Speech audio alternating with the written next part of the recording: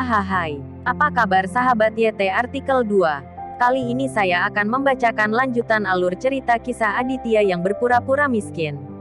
Tapi, sebelum mendengarkan kisah ceritanya, silahkan cari posisi yang nyaman dan jauhi keramaian.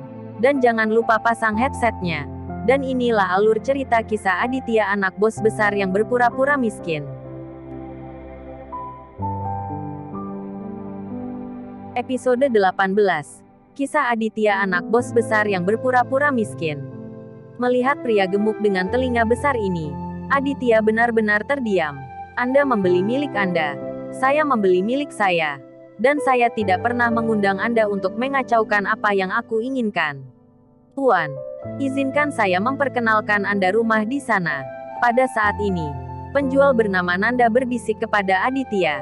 Aditya dapat melihat bahwa Nanda adalah gadis yang sangat baik. Mungkin dia takut bertengkar dengan bos Zul itu. Oke, Aditya mengangguk dan pergi bersama Nanda ke meja pasir beberapa meter jauhnya. Nanda dengan sabar memperkenalkan tipe rumah kepada Aditya. Dan April dan Hendrik juga bersiap untuk datang ke Aditya. Tetapi pada saat ini, gadis di sebelah bos Zul berbicara. Haha, saya baru saja melihatnya. Bukankah ini April? April memperhatikan gadis ini. Dia terkejut. Dia tahu gadis ini. Dia benar. Anita teman sekelasnya. Biasanya di sekolah, Anita selalu mempermalukan April.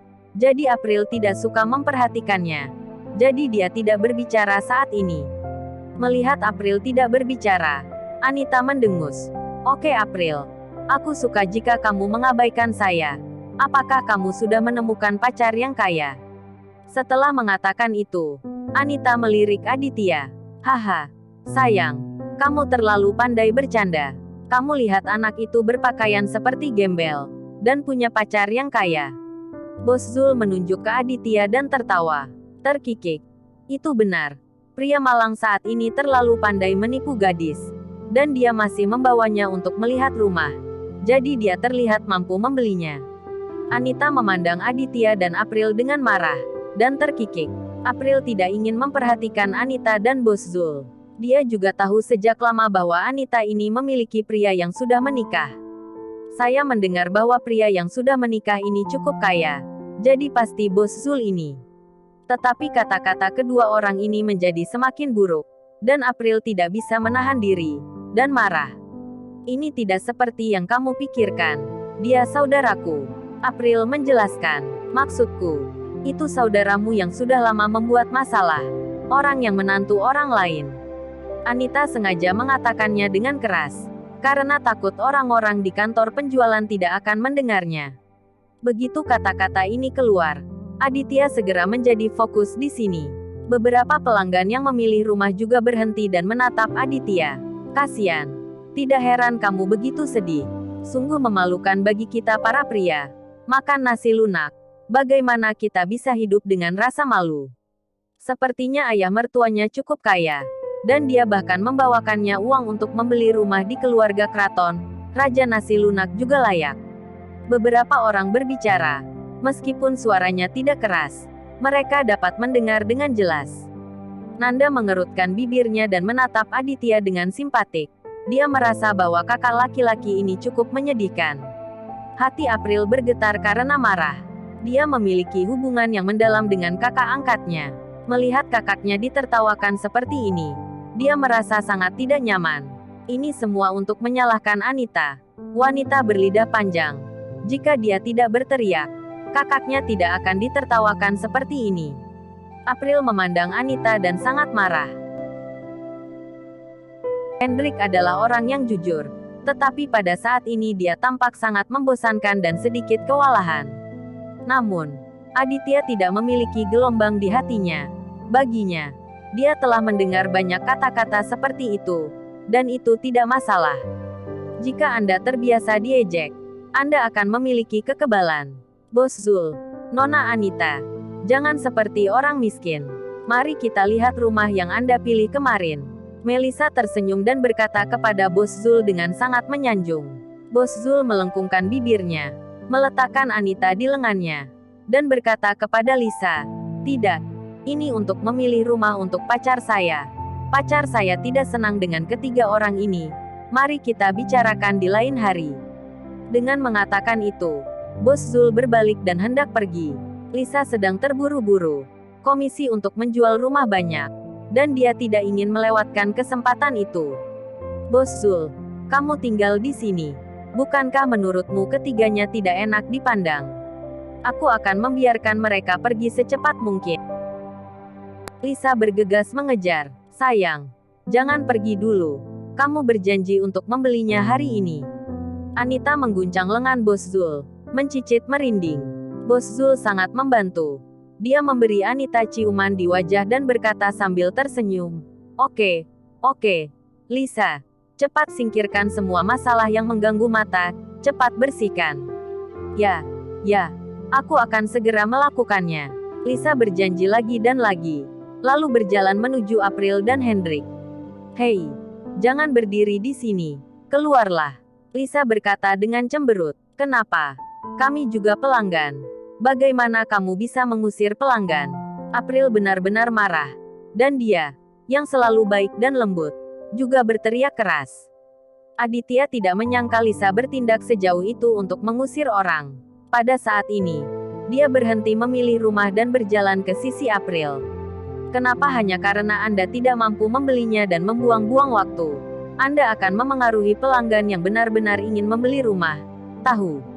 Lisa menyilangkan tangannya dan berkata dengan marah. Kamu terlalu meremehkan orang. Bagaimana kamu tahu kita tidak mampu membelinya? Kata April, bagaimana jika aku memandang rendah dirimu? Segera pergi dari sini.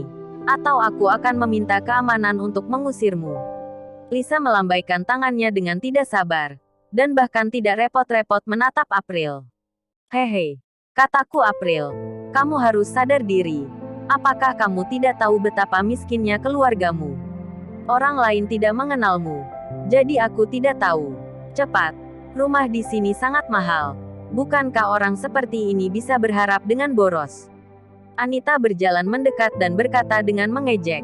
April marah dan malu. Dia menundukkan kepalanya dan tidak mengatakan apa-apa. Lagi pula, apa yang dikatakan Anita juga benar. Dia memang orang dengan latar belakang keluarga terburuk di kelas. Gadis-gadis, jangan terlalu agresif. Itu tidak baik. Aditya melirik Anita. Dengan senyum tipis di wajahnya.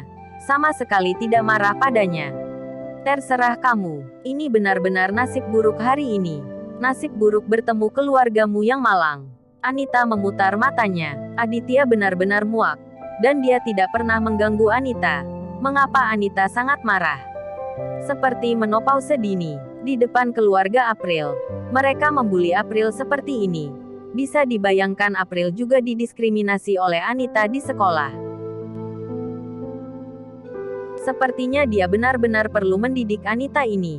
Memikirkan hal ini, Aditya tersenyum dan memandang Anita dan berkata, apakah kamu pikir kamu kaya?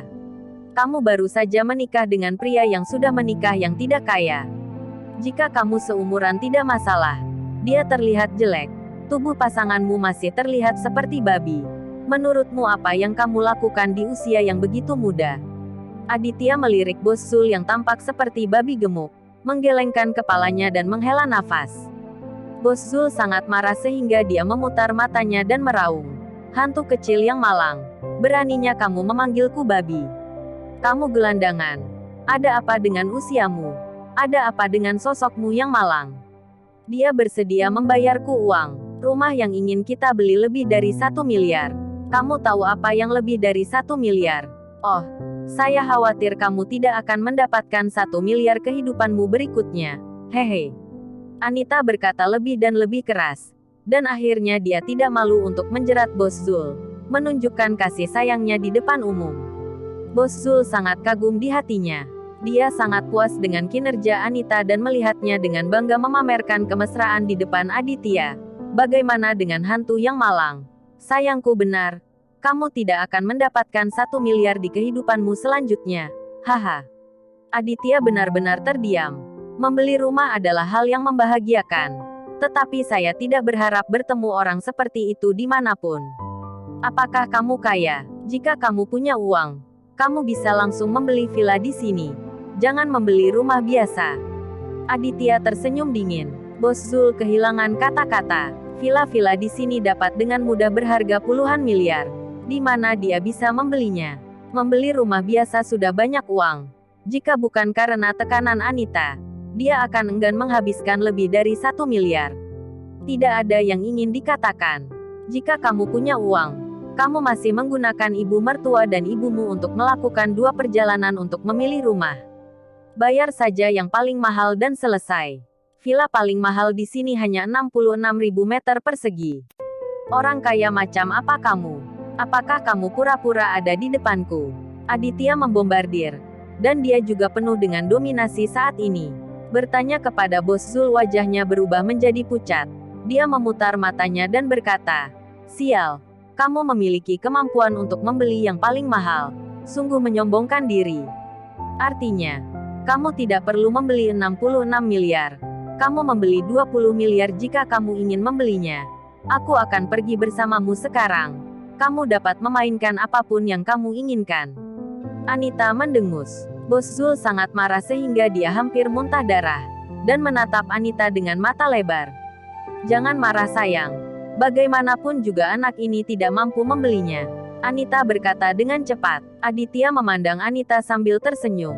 Dan berkata, "Kamu harus menghindari bermain. Aku takut kamu sakit." "Kamu." Anita sangat marah sehingga dia benar-benar ingin naik dan mencakar Aditya. Aditya mengabaikannya. Dan melambai pada Nanda. "Tuan, apa yang perlu saya lakukan?" Nanda bertanya kepada Aditya dengan sopan. Dia juga menyimpulkan bahwa Aditya tidak mampu membeli rumah di sini. Tetapi dia masih sangat sopan kepada Aditya. "Villa mana yang paling mahal di sini? Aku akan membelinya sekarang." Aditya dengan tenang berkata kepada Nanda. "Apa?" Nanda benar-benar bertanya-tanya apakah dia salah dengar. Dan tertegun di sana. Bukan hanya dia, tetapi semua orang yang hadir tercengang. Tapi segera, orang-orang ini bereaksi.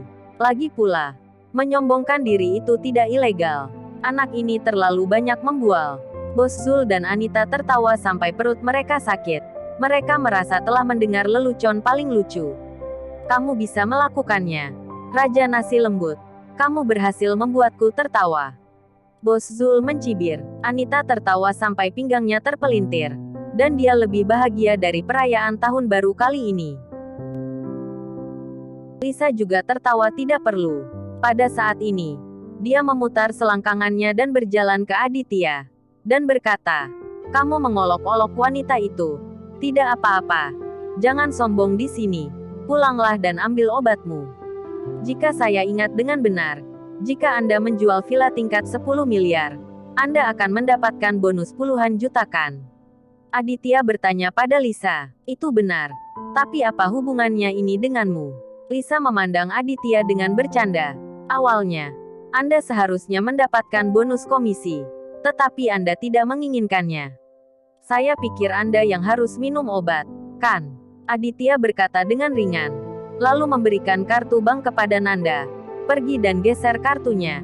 Ingat, yang ingin saya beli adalah villa termahal di sini. Tuan, villa termahal adalah 18,88 miliar. Dan saya dapat memberi Anda diskon 20%. Nanda tercengang. Dan butuh beberapa saat untuk memperkenalkannya kepada Aditya. 2 angka keberuntungan. Tidak ada diskon yang diperlukan.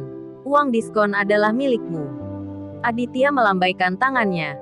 Awannya ringan dan anginnya ringan. Segera, Nanda membuka mulutnya lebar-lebar karena gembira. Dan dia merasa jantungnya akan melompat keluar. Apakah dia benar-benar ingin membelinya? Dada Lisa menegang. Dia tidak bisa tersenyum lagi. Bersambung.